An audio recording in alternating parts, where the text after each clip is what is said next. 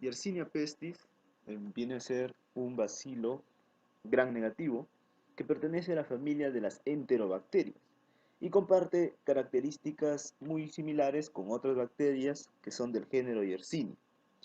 Entre estas bacterias, entre estos patógenos humanos del género Yersinia, los más conocidos tenemos Yersinia pestis, Yersinia enterocolítica y Yersinia pseudotuberculosis, de los cuales la Yersinia pestis viene a ser un patógeno muy virulento y produce una enfermedad sistémica de alta mortalidad llamada peste.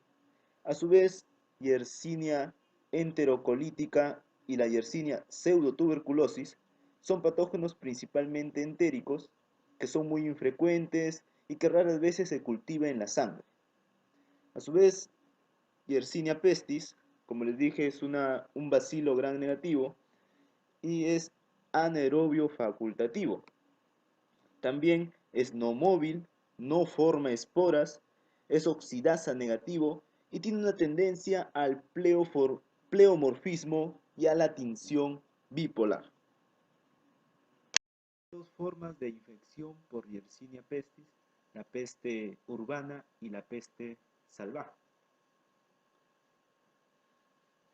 En la peste urbana, las ratas constituyen el reservorio natural y en la peste salvaje hay una infección en ardillas, conejos, ratas de campo y gatos domésticos, o en perro de la pradera.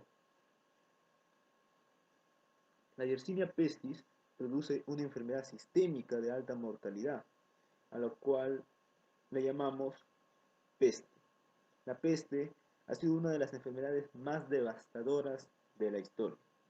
Y como dije, tenemos la peste urbana, la cual se mantiene en las poblaciones de ratas y se extiende entre las ratas o entre la rata y el ser humano a través de pulgas que son infectadas, ¿ya? Infectadas al alimentarse de la sangre de una rata bacteriémica. En la peste salvaje eh, tiene una diferencia respecto a peste urbana.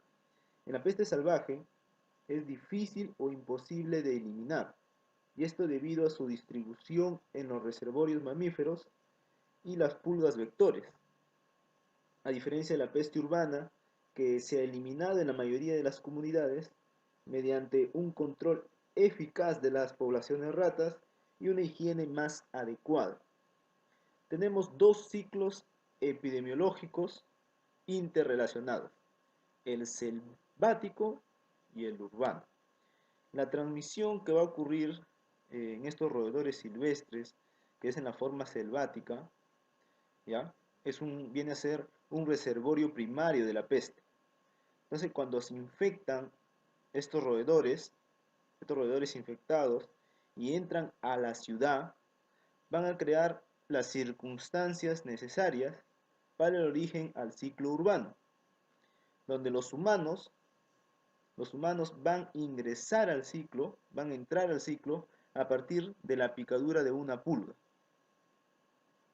Las posibilidades de ello van a ser mucho mayores en los ambientes urbanos, en particular con hacinamiento y que tengan malas medidas sanitarias. La picadura de la pulga viene a ser el evento primario para el desarrollo de la peste bubónica, la cual esta peste, eh, si es grave, puede causar hasta la muerte, y una característica de la peste bubónica es que no es contagiosa para otros seres humanos. Es decir, en la peste bubónica, la transmisión o la infección de los roedores, ¿ya? Va a ser transmitida a los humanos por la picadura de la pulga, de pulgas que han sido infectadas. La mayor parte de los casos de peste bubónica va a iniciar con la hinchazón dolorosa de los ganglios linfáticos, denominado bubón. Algunos de estos pacientes, ya con peste bubónica, van a desarrollar una neumonía secundaria con bacteriemia, la cual con bacteriemia que disemina a los pulmones, ¿ya? A esto se le va a denominar peste neumónica, que es muy contagiosa de persona a persona. Va a ser contagiosa por gotitas de secreciones respiratorias. A partir, de esas gotitas se van a diseminar con rapidez al torrente sanguíneo, ocasionando la peste neumónica. La peste neumónica, también llamada muerte negra, se produce por la siembra pulmonar a partir del torrente sanguíneo, como dijimos, o puede ser directamente a otro paciente que presente neumonía. Todas las formas de peste, neumónica, bubónica, causan manifestaciones clínicas de toxicidad con estado de choque y muerte en unos cuantos días. Ninguna otra enfermedad suele matar con tanta rapidez a tanta gente sana. En la sangre tenemos elementos celulares como los eritrocitos, los leucocitos, los cuales se encuentran suspendidos en el plasma. El volumen total de sangre alcanza en promedio unos 3,6 litros en las mujeres y 4,5 litros en los varones. Entre sus funciones de la sangre nosotros tenemos el transporte de sustancias como oxígeno, dióxido de carbono, vitaminas, electrolitos, los desechos metabólicos, entre otros. También una de sus funciones es la transmisión de señales a través de las hormonas. Y por último, la compensación y defensa en contra de sustancias y microorganismos que son ajenos al cuerpo humano. Estos elementos celulares forman casi el 45% de la sangre, ¿ya? Y el plasma constituye el 55%. Al nosotros hacer girar un tubo de sangre a gran velocidad en una centrífuga, vamos a tener las células y plaquetas que se van hacia el fondo y el plasma se va a mantener arriba. Entonces, en el plasma nosotros tenemos un 90% que es agua y un 10% en forma de proteínas y otras moléculas. Si nosotros del plasma sanguíneo retiramos las proteínas involucradas en la coagulación, vamos a obtener lo que es el suero sanguíneo. La producción de eritrocitos, plaquetas y leucocitos se le denomina hematopoiesis. Este proceso ocurre casi por completo en las cavidades medulares del cráneo, cuerpos vertebrales, la pelvis y los huesos largos proximales. Los eritrocitos, leucocitos y plaquetas se forman en la médula ósea roja en una persona adulta. Esta médula ósea contiene a las células madre pluripotenciales que bajo el efecto de factores de crecimiento hematopoyéticos se diferencian en células precursores linfoides, en células precursoras eritrocitarias y células precursoras mieloides. De las células precursoras linfoides se originan los linfocitos que han recibido capacitación en el timo y en la médula ósea. Posteriormente, no solo se forman en la médula ósea, sino también en el vaso y los ganglios linfáticos. Esta es la diferencia con las demás células precursoras, las cuales proliferan y maduran hasta su estadio final en la médula ósea. En este proceso van a participar dos hormonas: la eritropoyetina del riñón para la maduración y proliferación de eritrocitos y la trombopoyetina del hígado para acelerar la formación de megacariocitos y estimular los trombocitos. Además, existen otros factores que controlan la formación de las células sanguíneas en la médula ósea. Este proceso está influido por varios factores del crecimiento hematopoyético solubles y unidos a la membrana. También va a requerir del aporte constante de 3 nutrientes que son esenciales, como el hierro, vitamina B12 y ácido fólico. Si nosotros tenemos un aporte inadecuado de los nutrientes esenciales o de los factores de crecimiento, va a causar una deficiencia de células sanguíneas. Bueno, respecto a los factores de crecimiento, se han identificado y clonado varios de ellos para su uso terapéutico. Y respecto a la carencia de los nutrientes, suele originar anemias o con menor frecuencia una insuficiencia general de la hematopoiesis. Revisaremos el tratamiento de la anemia por deficiencia de hierro, vitamina B12 y ácido fólico. Posteriormente, se hablará sobre el uso terapéutico de los factores de crecimiento hematopoyéticos al combatir la anemia, la trombocitopenia y la neutropenia. La leishmaniasis es una enfermedad adquirida en las zonas rurales.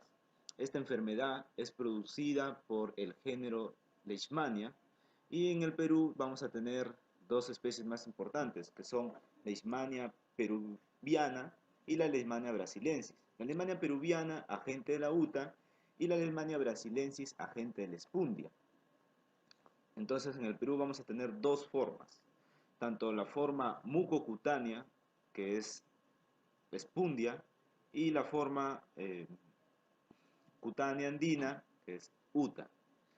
A su vez, es una enfermedad de evolución crónica y que el cuadro clínico va a depender, va a variar de acuerdo al tipo de parásito, también puesta inmune del huésped y al medio ambiente. Leishmania es un parásito intracelular obligado que se transmite a un individuo, a una persona, por la picadura de flebótomos. Entre los flebótomos tenemos el género Flebotomus y Luxomia, que a su vez pertenecen a la familia Psicodidae. Las especies de Leishmania se estudian teniendo en cuenta técnicas moleculares y ya no a su ubicación geográfica o su apreciación clínica. En la literatura antigua nosotros podemos encontrar tres tipos o tres especies de Leishmania.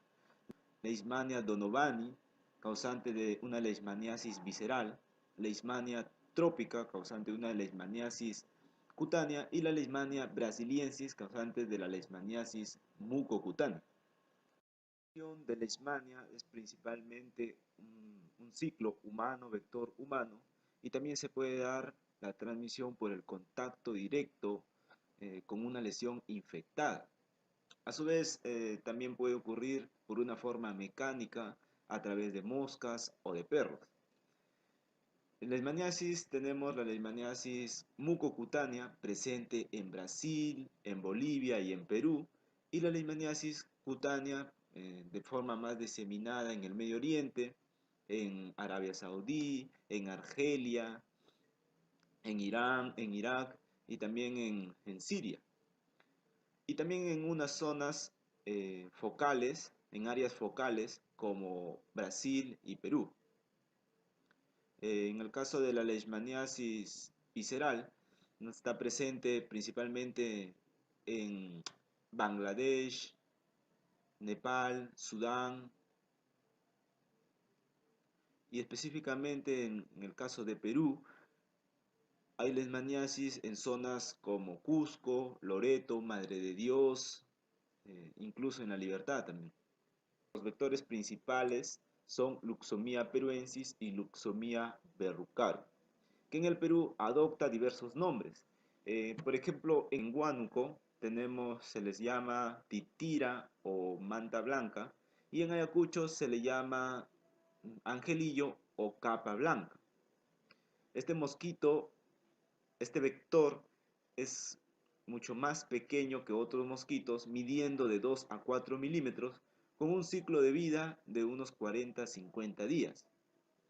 El vuelo que realizan es solamente unos centenares de metros y la picadura es en áreas descubiertas de la piel, en área descubierta del cuerpo humano. Leishmania presenta dos formas evolutivas, amastigote y promastigote.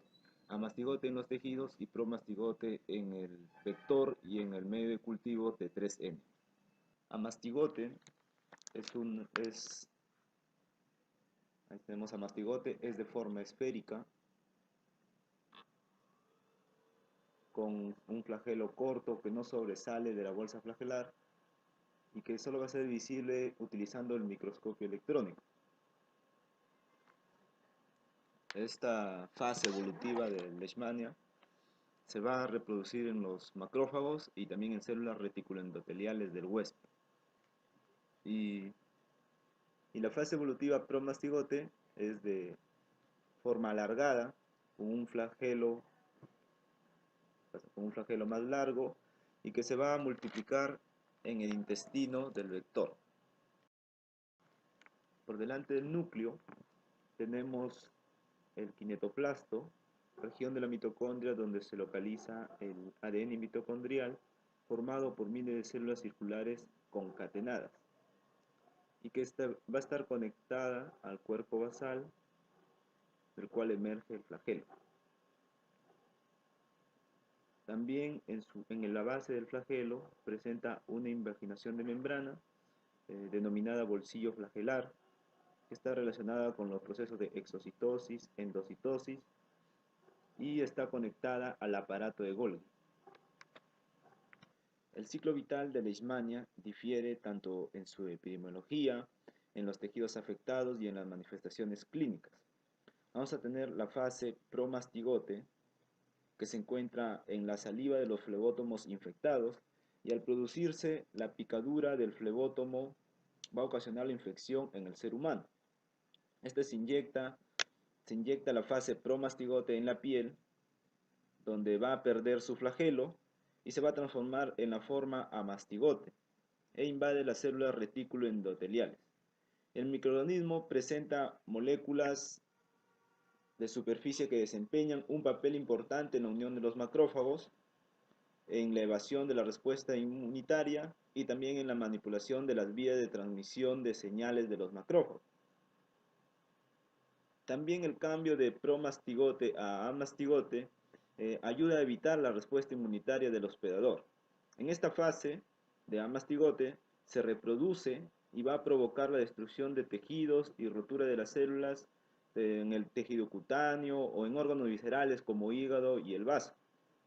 También en esta fase su presencia es diagnóstica de leishmaniasis, al tiempo que constituye también la fase infecciosa para los flebótomos. Estos amastigotes, al ser ingeridos por los insectos, se van a transformar en promastigote, los cuales se van a multiplicar mediante fisión binaria en el intestino medio del flebótomo, y luego de su desarrollo van a migrar hacia la probosis del insecto, que es el apéndice alargado y tubular que se encuentra situado en la cabeza del insecto, donde nuevamente se va a poder producir una nueva infección en el ser humano. Entonces la infección por Leishmania va a ocasionar que los receptores TLR que están presentes en los macrófagos, en las células dendríticas y en las natural killer van a reconocer las moléculas de superficie del parásito e inducen a la producción de citoquinas proinflamatorias, así como moléculas coestimuladoras. Las moléculas en la superficie del parásito son glicoproteínas y lipofosfoglicano, el cual ese lipofosfoglicano va a proteger a la leishmania al inhibir lo que es el proceso de la fagocitosis, inhibiendo la maduración del fagosoma mediante el secuestro de aniones superóxido y de radicales hidroxilo. El parásito dentro de la vacuola va a sobrevivir y va a permitir su diferenciación en amastigote.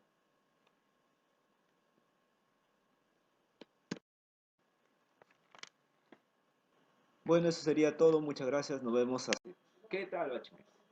Para la práctica de laboratorio de microbiología del día de hoy se va a realizar, o el tema es, leishmaniasis.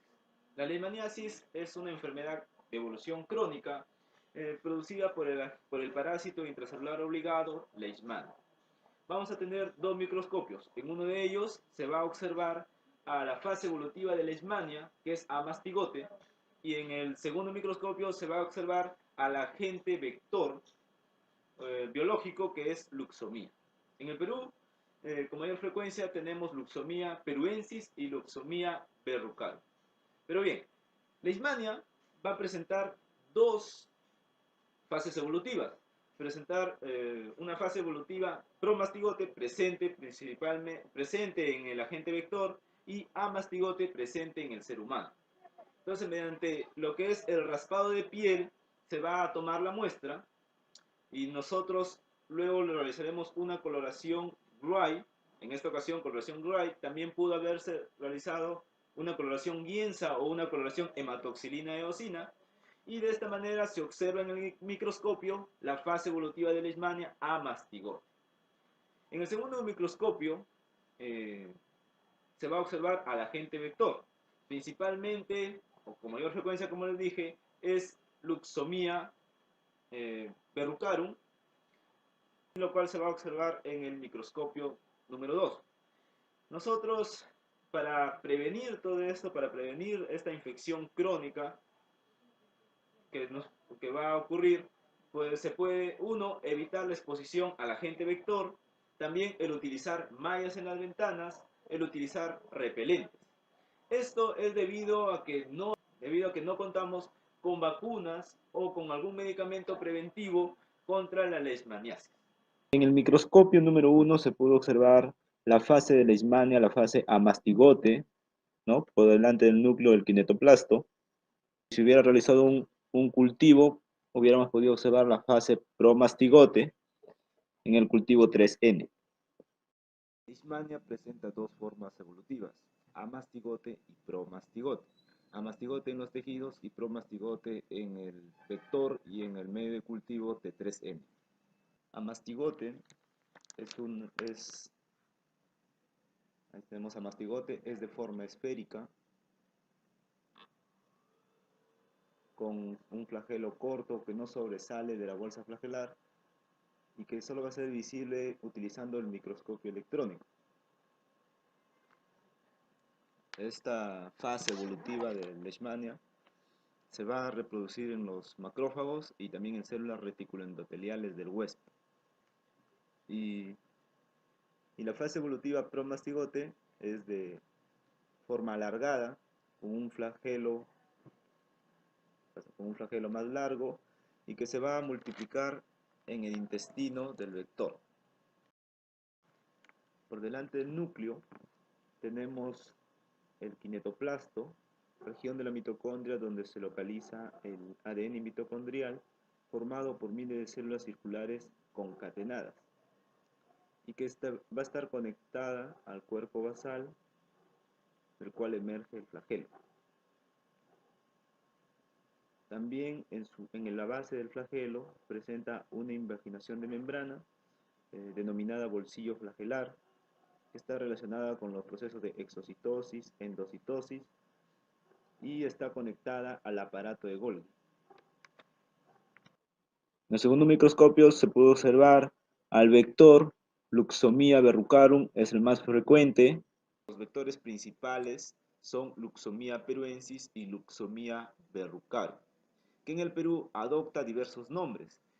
Por ejemplo, en Huánuco se les llama titira o manta blanca, y en Ayacucho se le llama angelillo o capa blanca. Este mosquito, este vector, es mucho más pequeño que otros mosquitos, midiendo de 2 a 4 milímetros, con un ciclo de vida de unos 40 a 50 días. El vuelo que realizan es solamente unos centenares de metros y la picadura es en áreas descubiertas de la piel, en área descubierta del cuerpo humano. Bueno, eso sería todo. Muchas gracias. Nos vemos hasta la próxima. Un saludo para Guido y que tenga una buena exposición.